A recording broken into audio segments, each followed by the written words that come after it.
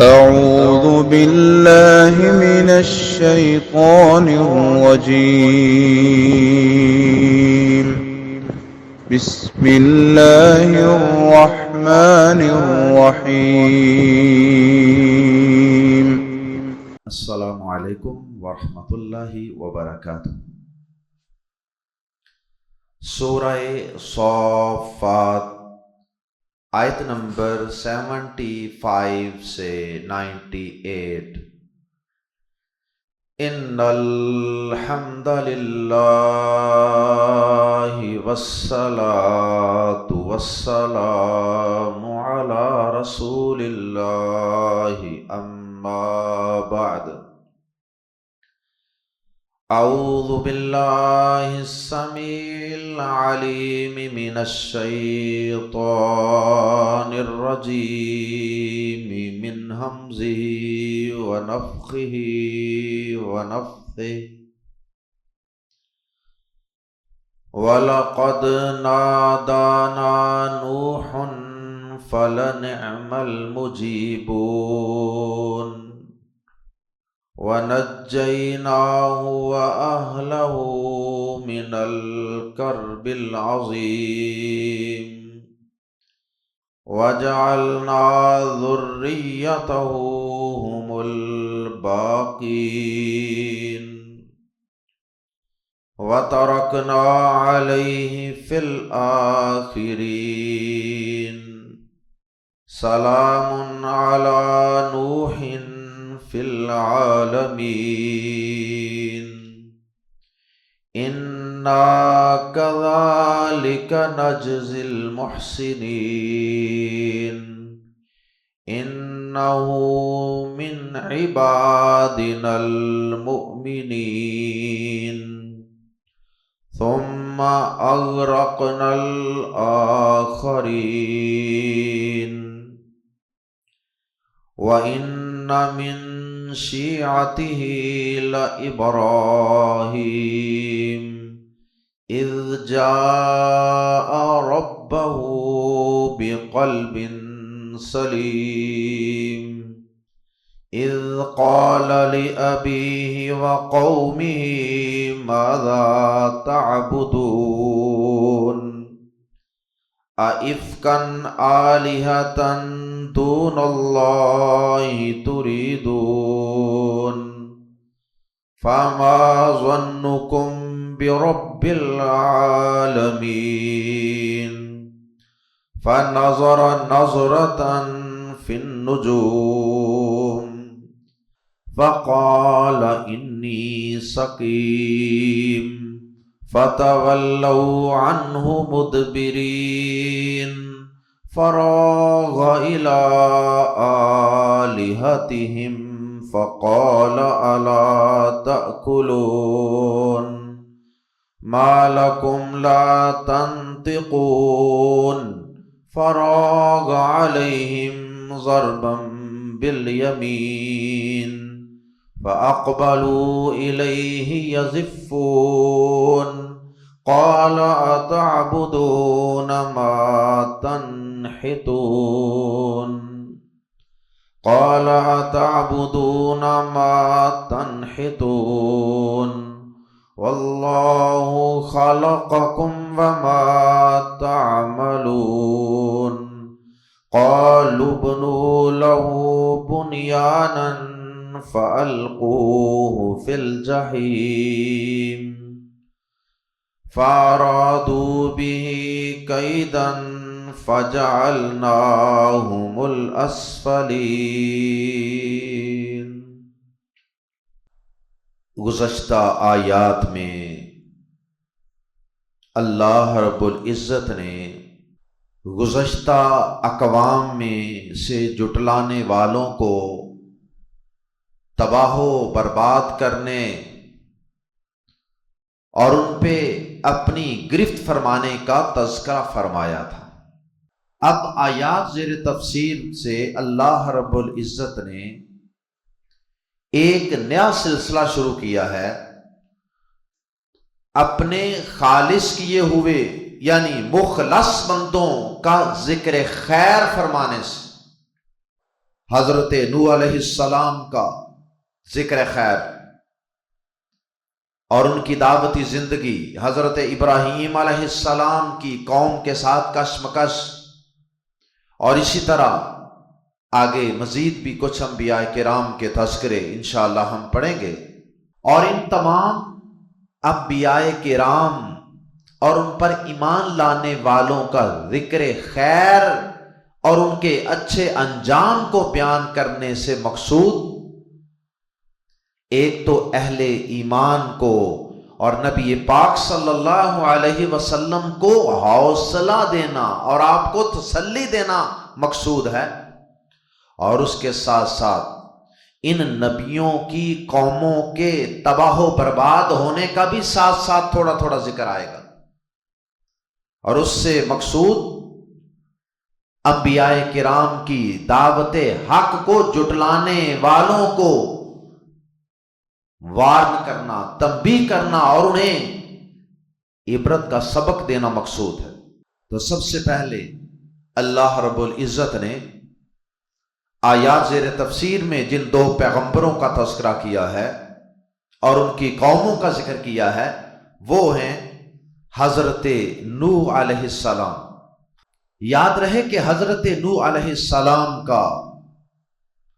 اور حضرت ابراہیم علیہ السلام کا تفصیلی ذکر اس سے قبل ہم کئی صورتوں میں پڑھ چکے ہیں، جیسے سورہ انبیاء، سورہ ہود اور دیگر کئی صورتوں میں۔ تو یہاں پہ انہی قصوں اور انہی واقعات کی ایک قسم کی دہرائی اور ریویژن ہے، کیونکہ نبی صلی اللہ علیہ وسلم مسلسل لوگوں کو دین کی دعوت پیش کر رہے تھے، اور ایک داعی بھی قیامت تک یا اپنی موت تک اللہ کے دین کی دعوت پیش کرتا ہی رہتا ہے۔ تو جن کو دعوت دے رہا ہے ان کی طرف سے آنے والا رد عمل، اور پھر بار بار ذہنی طور پہ ٹارچر کرنا، تکلیف پہنچانا اور دعوت کو ٹھکرا دینا، ضد کی وجہ سے، ہٹ درمی کی وجہ سے، حسد کی وجہ سے، بغض کی وجہ سے اور دنیاوی مفادات کی وجہ سے، تو یہ کشمکش پوری زندگی ایک داعی کی زندگی میں موجود رہتی ہے۔ اس لیے بار بار اللہ پاک نے قرآن مجید میں ان انبیاء کرام کے واقعات کو اور ان کی دعوتی زندگیوں کو بار بار دہرایا ہے، ڈسکس کیا ہے۔ اور جو شخص دعوت دین کا کام ہی نہیں کرتا، انبیاء کرام کے دعوتی مشن کو وہ آگے جاری ہی نہیں رکھے ہوئے، اس بندے کو تو واقعی اس بات کی سمجھ نہیں آئے گی کہ قرآن مجید میں اللہ پاک نے ان نبیوں کے واقعات کو تھوڑا تھوڑا انداز بدل کے بار بار کیوں ریپیٹ کیا ہے۔ ہاں، جو دعوتی زندگی گزار رہا ہے، جو لوگوں کی مخالفتوں کو فیس کر رہا ہے، جو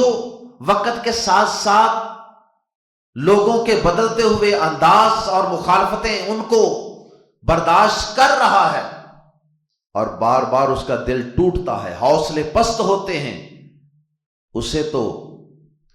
قرآن مجید کے ان واقعات کو بار بار دہرانے کی حکمت اور مصلحت کی سمجھ آ جائے گی کہ قرآن مجید انسان کہیں سے بھی پڑھے، کہیں سے بھی تلاوت کرے تو بار بار یہ واقعات انسان کے حوصلے کو جلا بخشے، انسان کے مورال کو، دعوتی مورال کو اپ رکھے۔ آئیے سب سے پہلے حضرت نوح علیہ السلام کا قصہ پڑھتے ہیں، آیت نمبر 75۔ وَلَقَدْ، اور بلا شبہ یقیناً، نادانا، ہمیں پکارا، نوح نے، اور بلا شبہ یقیناً نوح نے ہمیں پکارا، دعا کی نوح علیہ السلام نے، اور اس سے مراد وہ دعا ہے جس کا ذکر اللہ پاک نے قرآن مجید کے اندر کئی مقامات پہ کیا ہے، جس طرح سورہ نوح میں بھی اس کا ذکر ہے، سورہ قمر میں بھی اس کا ذکر ہے، اور اس میں ایک دعا یہ تھی، رب لا تذر علی الارض من الکافرین دیارا، اے اللہ اس زمین پر اب کوئی ایک کافر بھی زندہ نہ رکھنا، بلکہ اسے تباہ و برباد کر دینا، اسے ملیا میٹ کر دینا۔ اور یہ بات اس وقت نوح علیہ السلام نے کہی تھی جب اللہ پاک کی طرف سے آپ کو بتا دیا گیا تھا کہ اے نوح 950 سال آپ نے تبلیغ کر کے دیکھ لی ہے، اب ان میں سے مزید کوئی ایمان لانے والا نہیں ہے، یہ جو لوگ بچ گئے ہیں یہ پکے ٹھکے کافر ہیں، مورے لگی ہوئی ہیں ان کے دلوں پہ۔ تو جب نوح علیہ السلام کو پتہ چل گیا کہ اب ان پہ تبلیغ کا کوئی اثر نہیں ہوگا، کوئی ایمان نہیں لائے گا، تو پھر انہوں نے اللہ پاک سے یہ دعا کی تھی، رب لا تذر علی الارض من الکافرین دیارا، اللہ انہوں نے تیرے بندوں کو گمراہ کیا ہے اور یہ آئندہ بھی کرتے رہیں گے، یا اللہ اب میری تجھ سے التجا یہ ہے کہ اگر انہوں نے ایمان نہیں لانا تو ان کو ملیا میٹ کر دے، اور ہمیں اب ان سے بچا لے، ہمیں نجات دے دے، ان سے جان چھڑوا دے ہمارا۔ وَلَقَدْ نَادَانَا، اس دعا کی طرف اشارہ ہے، اور بلا شبہ یقیناً پکارا ہمیں نوح نے علیہ السلام، تو لامزہ بنا یقیناً، نعمہ اچھے ہیں، المجیبون قبول کرنے والے، مجیب قبول کرنے والا اسم الفاعل ہے، اور اس کی جمع مجیبون، اور اندر ایک لفظ نحن المجیبون، نحن کا لفظ حذف کر دیا گیا ہے جو خود بخود سمجھ میں آ رہا ہے، تو اس کا ہم ترجمہ کر سکتے ہیں فلا نعمہ، تو یقیناً اچھے ہیں، نحن المجیبون، ہم قبول کرنے والے، ترجمہ کر سکتے ہیں تو یقیناً ہم اچھے قبول کرنے والے ہیں، یعنی ہم کسی کی دعا کو، کسی کی پکار کو بہت اچھا قبول کرنا جانتے ہیں اور کرتے ہیں، اور بتانا یہ مقصود ہے کہ ہم نے پھر وہ دعا نوح علیہ السلام کی قبول فرما لی، وَنَجَّيْنَا، اور ہم نے نجات دی اسے، وَأَهْلَهُ، اور اس کے گھر والوں کو، اشارہ ہے کہ ایمان لانے والے ان کے اپنے گھر والے تھے،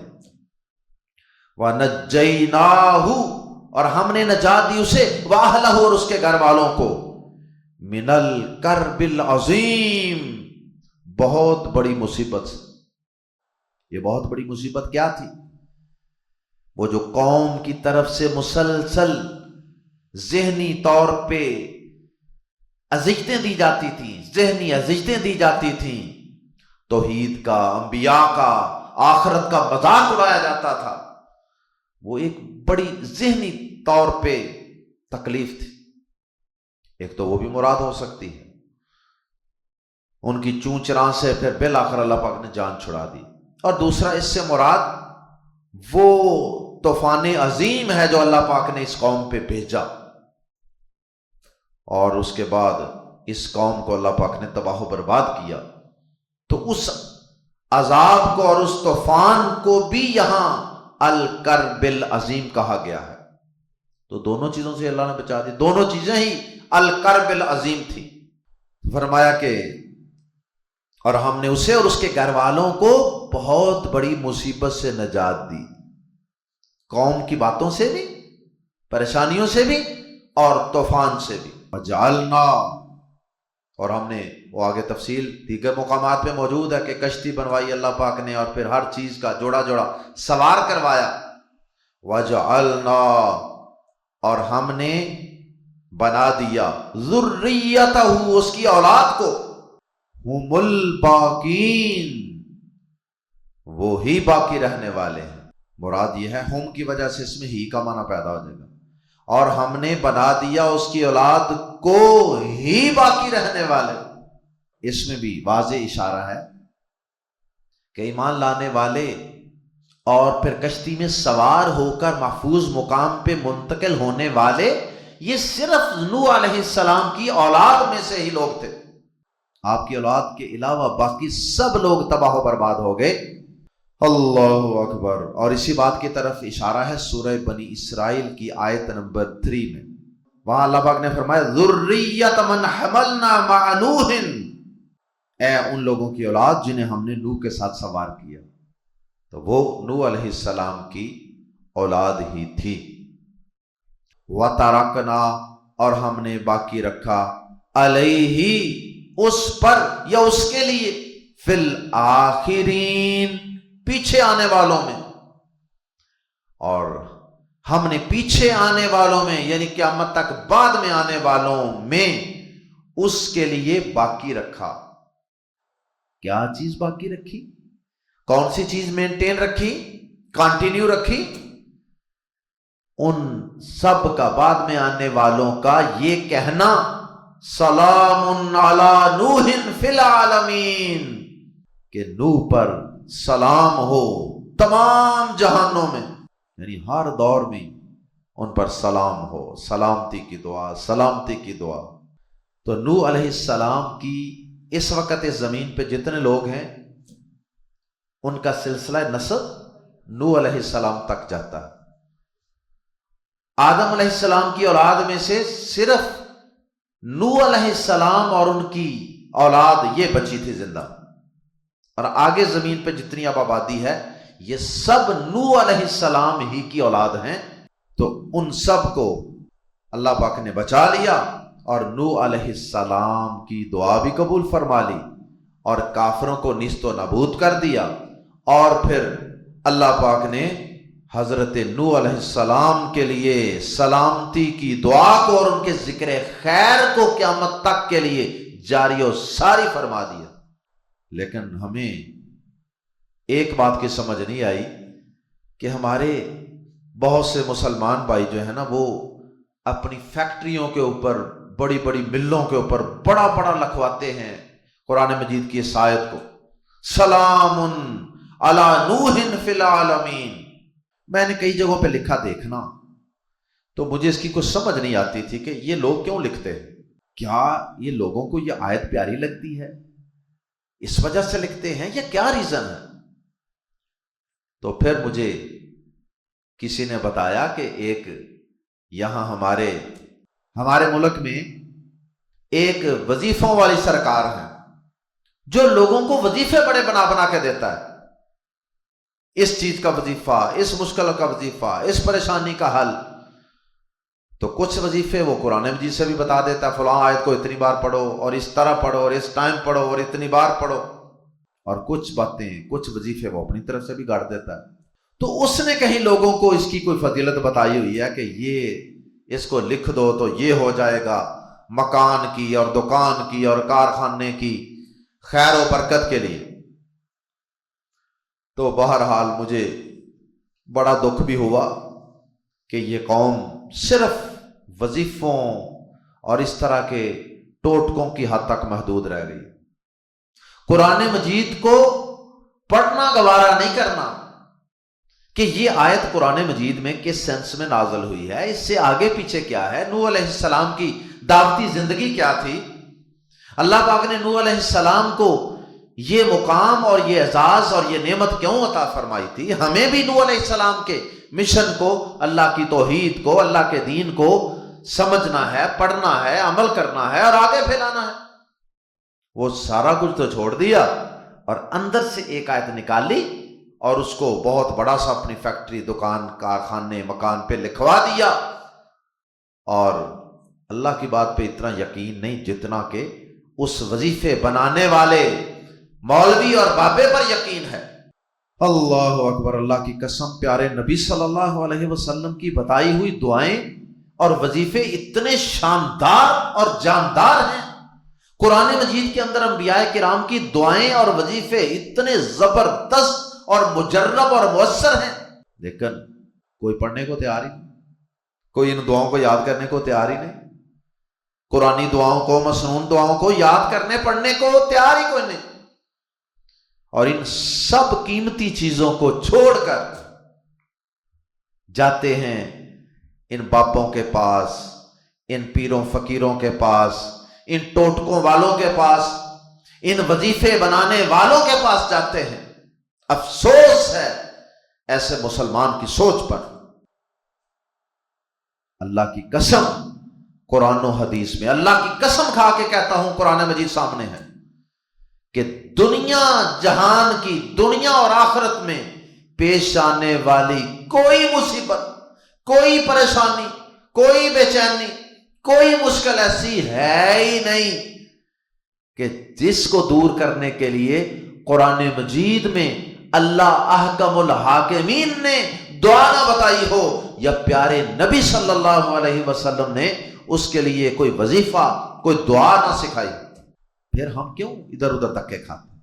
انسانوں کے بنائے ہوئے ٹوٹکے، انسانوں کے بنائے ہوئے وظیفوں پر اتنا توکل اور اتنا اعتماد،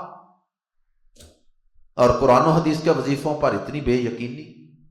اللہ سمجھ عطا فرمائے۔ سلام علی نوح فی العالمین،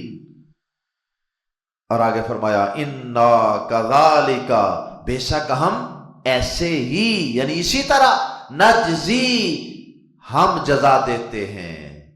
بدلہ دیتے ہیں، المحسنین، نیکی کرنے والوں کو۔ محسن نیکوکار، نیکی کرنے والا، یہ احسان دو طرح کا ہوتا ہے۔ ایک اللہ کے حقوق، یعنی اللہ کی عبادت اتنے احسن طریقے سے کرنا کہ ایسے سمجھنا کہ میں رب کو سامنے اپنے پا رہا ہوں، اپنے رب کو سامنے دیکھ رہا ہوں، اور یہ نہیں تو کم از کم اتنا یقین، ان تعبد اللہ کأنک تراہ فإن لم تکن تراہ فإنہ یراک۔ اگر میں نہیں نا اللہ کو دیکھ رہا تو کم از کم یہ عبادت کے دوران یقین کہ اللہ تو مجھے دیکھ ہی رہا ہے نا۔ یہ عبادت میں احسان ہے، خوبصورتی ہے۔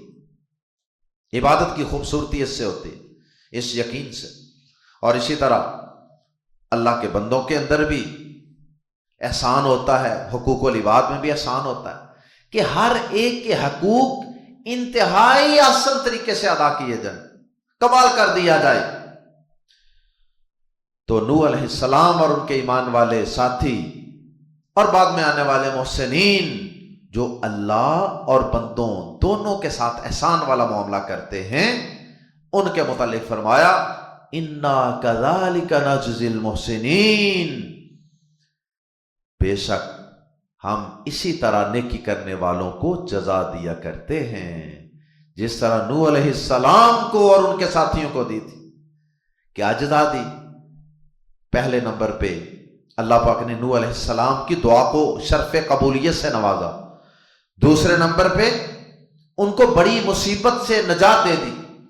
تیسرے نمبر پہ قیامت تک ان کے لیے سلام کو جاری و ساری رکھ دیا۔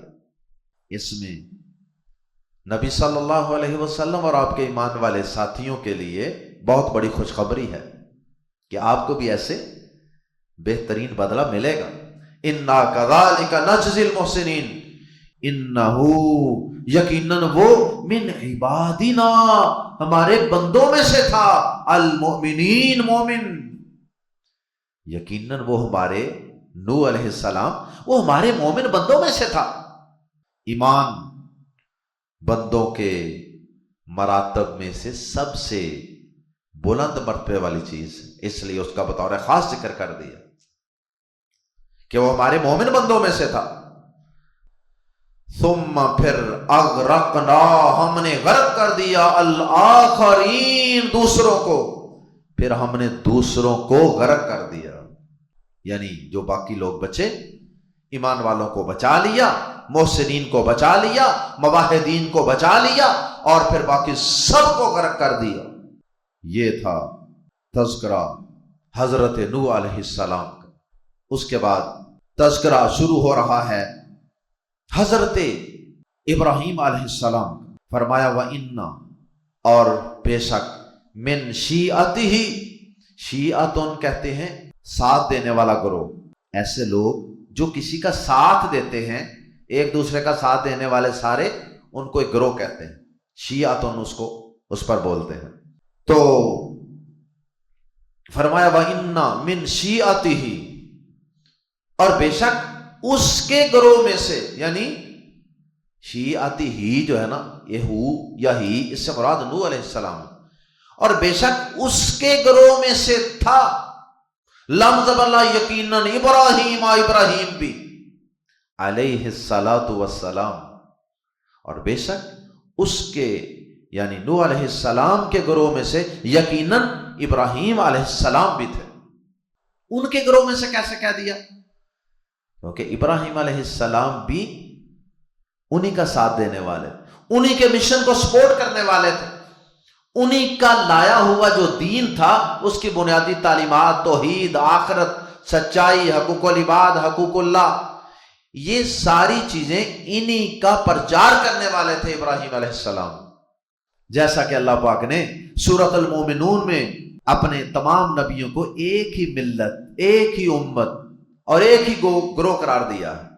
اللہ پاک فرماتے ہیں وَإِنَّ هَذِهِ أُمَّتُكُمْ أُمَّةً وَاحِدَةً وَأَنَا رَبُّكُمْ فَاتَّقُونِ، اور بے شک یہ تمہاری امت ہے جو ایک ہی امت ہے، ایک ہی ملت ہے۔ اے نبیوں، تم سب کی ملت ایک ہی ملت ہے، اور میں تمہارا رب ہوں، بس مجھ ہی سے ڈرو۔ اور حدیث میں بھی ایسی بات موجود ہے۔ تو سارے نبیوں کا دین، بنیادی عقائد، بنیادی اخلاقیات، معاملات کے متعلق جو رہنمائی ہے وہ تقریباً ایک جیسی ہے، تھوڑا بہت فرق، یا عبادت کے طور طریقوں میں، انداز میں تھوڑا بہت فرق۔ تو ابراہیم علیہ السلام بھی اسی سلسلے ہی کا ایک تسلسل تھے جس کو نوح علیہ السلام نے شروع کیا تھا اللہ کی توحید کی شکل میں۔ وَإِنَّ مِن شِیعَتِهِ، اور بے شک یقیناً من شیعتہ، اس کے گروہ میں سے تھا لفظ بلا یقیناً ابراہیم بھی علیہ السلام، اذ جب جاء وہ آیا، ربہ اپنے رب کے پاس، جب ابراہیم علیہ السلام اپنے رب کے پاس آئے، بے ساتھ یا لے کر، قلب سلیم، بے روگ دل، جس دل میں کوئی عیب نہ ہو، نہ کفر، نہ شرک، نہ شک، نہ شبہ، نہ حسد، نہ نفاق، یہ کوئی ایسی چیز نہ ہو، اسے کہتے ہیں قلب سلیم، بڑا بے روگ، بے داغ دل، فرما بردار دل۔ جب اپنے رب کے پاس بے روگ دل لے کر آیا، یعنی یہ ساری چیزیں جو ہیں ان سے اپنے دل کو پاک صاف کر کے اخلاص اور عاجزی کے ساتھ اپنے رب کی طرف رجوع کر لیا۔ رب کے پاس آیا سے مراد رب کی طرف لو لگا لیا، رب کی طرف رجوع کر لیا۔ اذ قال، جب اس نے کہا، لِأَبِيهِ، ایک مشرک معاشرے میں آنکھ کھولی، باپ بھی مشرک، قوم بھی ساری مشرک، بتوں کو پوجنے والے، سورج چاند ستاروں کی عبادت کرنے والے۔ اذ قال، جب اس نے کہا، لِأَبِيهِ، اپنے باپ سے، وَقَوْمِهِ، اور اپنی قوم سے، ماذا، کس چیز کی، تعبدون، تم عبادت کرتے ہو، تم کس چیز کی عبادت کرتے ہو، افکن آلہتن، کیا گڑے ہوں کی، یعنی خود گڑا ہے جن کو تم نے، آلہتن یعنی معبودوں کی، کیا گڑے ہوئے معبودوں کی، دون اللہ، اللہ کے علاوہ، کیا اللہ کو چھوڑ کر گڑے ہوئے معبودوں کی، تریدون، تم چاہت رکھتے ہو، یا تم چاہتے ہو، کیا اللہ کو چھوڑ کر گڑے ہوئے معبودوں کو چاہتے ہو، جنہیں تم نے خود گڑا ہے، جنہیں تم نے خود بنایا ہے، جنہیں تم نے خود تراشا ہے، پتھر کو لیا، پھر خود اس کے اوپر نشان لگائے، اس کو تراشا، گھڑا، یا لکڑی کو لے کر خود بناتے ہو، خود تراشتے ہو، خود کھڑا کرتے ہو، اور پھر ان کی حفاظت بھی خود کرتے ہو، اور پھر کہتے ہو کہ یہ ہمارے مشکل کشا ہیں، یہ ہمارے حاجت روا ہیں، یہ ہماری ضرورتیں پوری کرنے والے ہیں، اللہ کو چھوڑ کر ان گڑے ہووں کو پوجتے ہو۔ تو فما ظنکم برب العالمین، تو تمہارا تمام کائنات کے رب پروردگار کے بارے میں کیا خیال ہے؟ کتنے احمق ہو، کتنے کم عقل ہو، کتنے نان سینسیبل ہو کہ جو پوری کائنات کے ذرے ذرے پتے پتے چپے چپے کی پرورش کر رہا، اس کو تم چھوڑ بیٹھے ہو، اسے تم طاقت کا مالک، اختیارات کا مالک ہی نہیں مانتے، اور جو کمزور کمزور تمہارے اپنے ہی بنائے ہوئے معبود ہیں، اپنے ہی گڑے ہوئے معبود ہیں، انہیں تم پوج رہے ہو۔ تمہارا دماغ، تمہاری عقل کہاں گئی ہے؟ کیا تم تمام مخلوقات کے رب سے بے خوف ہو گئے، اس کی گرفت سے بے خوف ہو گئے، اس کو چھوڑ دیا ہے؟ لیکن قوم کسی طرح بھی جب دعوت سے، تبلیغ سے نہیں سمجھی، تو پھر ابراہیم علیہ السلام نے اس عزم اور ارادے کا اظہار ان کے سامنے بھی کر دیا کہ میں کسی دن نا پریکٹیکلی ان بتوں کی بے بسی اور عاجزی اور کمزور ہونا ان کو دکھاؤں گا۔ ان کے سامنے بھی اظہار کیا، جیسا سورہ انبیاء میں ایک دن ہوا یوں کہ قوم نے، ان کا کوئی جشن یا میلے کا دن آ گیا، سارے لوگ نکل رہے ہیں، باہر جا رہے ہیں کسی جگہ پہ، کوئی جگہ مقرر ہوگی میلے ٹھیلے کے لیے، جیسے آج کل بھی کئی دیہاتوں میں بھی میلوں کا رواج چلتا ہے۔ تو جاتے وقت لوگوں نے یا گھر والوں نے ابراہیم علیہ السلام کو بھی کہا کہ چلیے، چلو تم بھی ہمارے ساتھ آؤ۔ ابراہیم علیہ السلام نے ستاروں کی طرف دیکھا، آسمان کی طرف دیکھنے کے بعد انہیں کہا کہ میری طبیعت ناساز ہے۔ ستاروں کی طرف ابراہیم علیہ السلام نے کیوں دیکھا؟ اہل علم نے اس کی کئی وجوہات لکھی۔ ایک وجہ تو یہ کہ ان کا دھیان اور توجہ ہٹانے کے لیے، کیونکہ وہ ستاروں کی بھی پوجا کرتے تھے اور ستاروں سے اپنی قسمت کا، مستقبل کا حال معلوم کرتے تھے۔ ابراہیم علیہ السلام تو ایسا عقیدہ نہیں رکھتے تھے، لیکن ان کو الجھانے کے لیے ابراہیم علیہ السلام نے ستاروں کی طرف نظر دوڑائی کہ وہ یہ سمجھیں گے کہ شاید ستاروں سے یہ پتہ چلا ہے کہ ابراہیم علیہ السلام کو نہیں جانا چاہیے، اوپر دیکھ دو کے۔ تو اس کے بعد ابراہیم علیہ السلام نے کہا کہ میں بیمار ہوں، انی سقیم، میری طبیعت نہیں ٹھیک۔ اللہ اکبر۔ اور بعض اہل علم نے یہ کہا کہ ستاروں میں جھانکنا اور نظر دوڑانا یہ غور و فکر کی سینس میں استعمال ہوتا ہے۔ تو ابراہیم علیہ السلام صرف ایسے غور و فکر کر رہے تھے آسمان کی طرف دیکھ کے، اور اپنے منصوبے کو فائنل ٹچ دے رہے تھے۔ تو ناظرہ، اس نے نگاہ ڈالی، یعنی حضرت ابراہیم علیہ السلام نے نظرتن، ایک نظر، فی النجوم، ستاروں میں، فنظرہ نظرتن فی النجوم، پس اس نے ستاروں میں ایک نگاہ ڈالی، فقال، تو کہا، انی سقیم، بے شک میں تو بیمار ہوں۔ سقیم، بیمار، طبیعت ناساز ہے۔ اور تھوڑی بہت طبیعت تو بندے کی، ہر ایک کی ہر وقت ہی تھوڑی بہت طبیعت تو کوئی کچھ نہ کچھ مسئلہ تو ہوتا ہی ہے۔ اس لیے یہ بات در حقیقت ان کی سچی بھی تھی، لیکن ابراہیم علیہ السلام نے اپنا مقصد پانے کے لیے ان کو جس انداز میں یہ بات کی، انہوں نے یہ سمجھا کہ کوئی بڑی بیماری ہے، یہ واقعی جا نہیں سکتا ہمارے ساتھ۔ تو ایسی باتیں جس میں انسان کی کہنے والے کی نیت کچھ اور ہو لیکن سننے والا کچھ اور سمجھ رہا ہو، ان چیزوں کو، ان باتوں کو کہتے ہیں معاریض یا توریہ کرنا، جس کی وضاحت ہم سورہ انبیاء میں پڑھ چکے ہیں۔ اور ایسا بعض حالات میں جائز ہے، جب کوئی دین کا بڑا مقصد حاصل کرنا مقصود ہو۔ فقال انی سقیم، پھر کہا میں تو بیمار ہوں۔ فتولوا،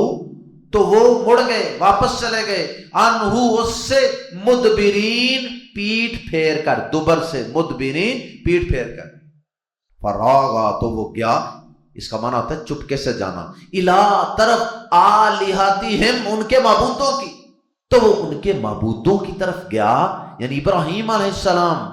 ان کے بت خانے میں گئے۔ فقالا، تو کہا، الا، کیا نہیں تاکلون، تم کھاتے، وما لکم، اور تمہیں کیا ہے، لا تنطقون، تم بولتے نہیں۔ معلوم ہوتا ہے ان کے آگے کھانے پینے کی مختلف چیزیں، مٹھائیاں وغیرہ اور دیگر چیزیں نظر و نیاز کے لیے وہ انہوں نے رکھی ہوتی تھی۔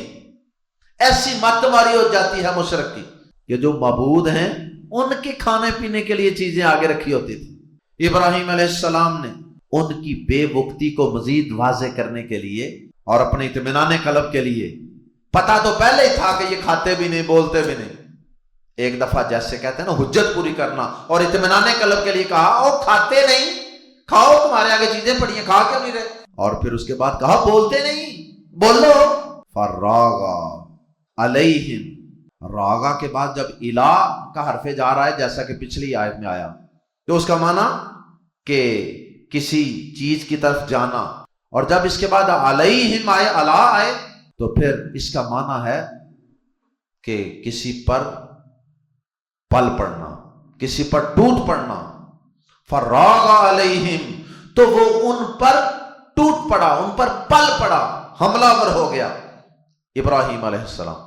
ضربن مارتے ہوئے بالیمین، دائیں ہاتھ سے، اور یمین کا معنی قوت اور طاقت بھی ہوتا ہے، پوری قوت طاقت کے ساتھ ان پر مارتے ہوئے ابراہیم علیہ السلام کلہاڑا مارتے ہوئے ان بتوں پر ٹوٹ پڑے۔ جس طرح ایک مواحد توحیدی غیرت والا شخص بتوں کے اوپر ٹوٹ پڑتا ہے، اس طرح ابراہیم علیہ السلام ٹوٹ پڑے مارنے کے لیے۔ فَأَقْبَلُوا، فَاتو اقبلوا، تو وہ متوجہ ہوئے، الیہ، اس کی طرف، یزفون، دوڑتے ہوئے، تو وہ دوڑتے ہوئے اس کی طرف آئے۔ جب وہ واپس آئے انہوں نے دیکھا کہ یہ حشر ہے تو دوڑتے ہوئے آئے۔ انہیں پتا تھا کہ کون ہمارے بتوں کی مخالفت کرتا ہے، ایک ہی تو نوجوان ہے۔ قال، اس نے کہا اتعبدون، کیا تم عبادت کرتے ہو؟ پورا مکالمہ دیگر صورتوں میں موجود ہے، یہاں اختصار سے بات ہے۔ قال، اس نے کہا اتعبدون، کیا تم عبادت کرتے ہو، ما، اس کی جسے تنحتون، تم خود تراشتے ہو۔ اس نے کہا تم اس کی عبادت کرتے ہو جسے خود تراشتے ہو؟ واللہ، واو حالیہ ہے، واللہ، حالانکہ اللہ نے خلق، پیدا کیا ہے، کم تمہیں، وما، اور اسے بھی جو تعملون، تم عمل کرتے ہو، جو اعمال تم بجا لاتے ہو، اچھے برے جو کچھ بھی تم اعمال کرتے ہو، ان سب کو بھی اللہ نے پیدا کیا۔ یعنی صرف اللہ تمہارا ہی خالق نہیں، تمہارے اعمال اچھے برے ان سب کا خالق بھی وہ اللہ ہی ہے۔ اللہ کی مشیت کے بغیر تو کچھ نہیں ہو سکتا، تو انسان کے اعمال کا خالق اللہ ہے، لیکن ان اعمال کو بجا لانے والا وہ انسان ہوتا ہے، وہ چاہے تو اچھا عمل بجا لائے، چاہے تو برا۔ قالو، انہوں نے کہا ابنو، بناؤ، ملا کے پڑھیں، قالو ابنو، انہوں نے کہا بناؤ، لہو، اس کے لیے، بنیانن، ایک بڑی عمارت، بنیانن کی تنوین کی وجہ سے ترجمہ کر رہے ہیں بڑی عمارت۔ فَأَلْقُوا، پھر پھینکو، ہو، اسے، فِي الْجَحِيمِ، بڑکتی ہوئی آگ میں۔ بہت بڑی ایک عمارت بناؤ، چار دیواری ٹائپ، اس کے اندر پھر ایندھن بھر دو، اس کو آگ لگاؤ، اور پھر اس کے اندر اس کو دور سے پھینک دو۔ فَأَرَادُوا، تو انہوں نے ارادہ کیا بھی اس کے ساتھ، یعنی ابراہیم علیہ السلام کے ساتھ، کیدن، ایک چال چلنے کا، کیدن کی تنوین کی وجہ سے ایک چال چلنے کا۔ فا، کیا چال چلنی چاہیے انہوں نے؟ ابراہیم علیہ السلام کو آگ میں جلا کر ہمیشہ ہمیشہ کے لیے توحید کی آواز کو خاموش کروا دیا جائے، لیکن اللہ پاک نے آگ کو حکم دیا تھا کہ یا نارو کونی بردم وسلاما علی ابراہیم۔ اللہ پاک فرماتے ہیں انہوں نے تو اس کے ساتھ ایک چال چلنے کا ارادہ کیا تھا۔ فاتو جالنا، ہم نے کر دیا، بنا دیا، کر دیا، ہم انہیں، ان مشرکوں کو ہی ہم نے کر دیا، الاسفلین، سب سے نیچے، سب سے نیچے کر دیا، مطلب ناکاموں، نامراد کر دیا، ذلیل و رسوا کر دیا۔ جب ابراہیم علیہ السلام حسبنا اللہ و نعم الوکیل پڑھتے ہوئے اس آگ سے خیر و عافیت سے بالکل صحیح سلامت باہر نکل آئے، آگ بجھ چکی ہے، لوگوں نے سمجھا کہ ابراہیم ختم، لیکن وہ صحیح سالم باہر آ گئے اور سب کے چہرے لٹک گئے، سب ذلیل و خوار ہو گئے۔ اللہ نے حق کو غالب کر دیا اور اپنے بندے حضرت ابراہیم علیہ السلام کی مدد فرمائی۔ اور پھر اس کے بعد ابراہیم علیہ السلام کے آگ سے صحیح سلامت بچ جانے کے بعد کیا ہوا، انشاءاللہ پڑھیں گے اگلے سبق میں۔ اللہ پاک ہمیں انبیاء کرام کے مشن اور ان کے منہج پر چلنے کی توفیق عطا فرمائے، اور اللہ کی توحید کو ہم دنیا کے اندر انبیاء کرام کی طرح ایک ایک شخص تک، ایک ایک گھر تک، ایک ایک انسان تک پہنچا دیں، اور اس کے اندر جتنی مشکلات رکاوٹیں آئیں اللہ ہمیں ان پر صبر و استقامت کا مظاہرہ کرنے کی توفیق عطا فرمائے۔ سبحانک اللہم و بحمدک اشہد ان لا الہ الا انت استغفرک و اتوب الیک۔